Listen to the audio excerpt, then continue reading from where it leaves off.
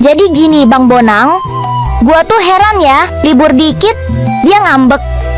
Tapi kalau dia butuh, gua harus siap 24 jam. Bos gua tuh kayak Tuhan kedua. Hati-hati Tarso, banyak atasan merasa dirinya pusat semesta, padahal dia cuma titik koma di paragraf kehidupan.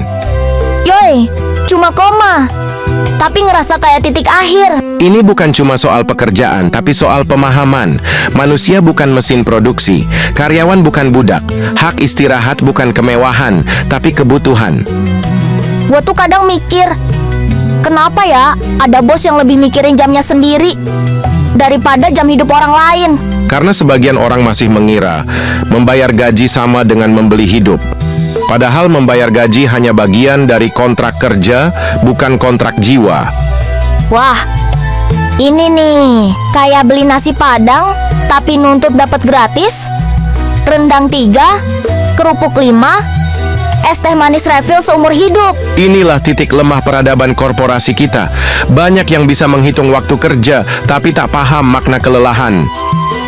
Nah, kalau gua bilang nggak bisa lembur, dia langsung manyun kayak anak kecil nggak dikasih balon. Lembur itu hak prerogatif pekerja, bukan kodrat.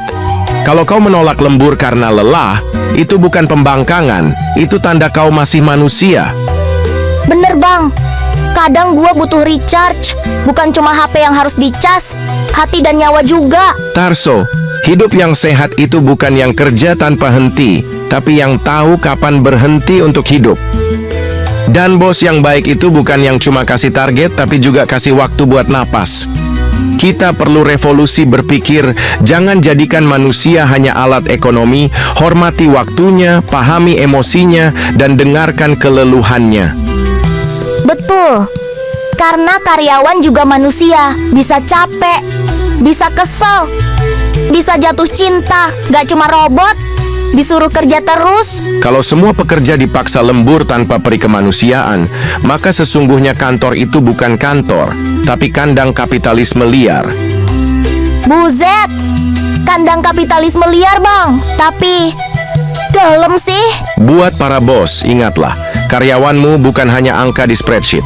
Mereka punya hati, dan hati itu bukan untuk ditindas, tapi untuk dihargai. Dan buat lo yang kerja kayak gua, inget ya, nolak lembur bukan dosa. Kadang istirahat itu ibadah.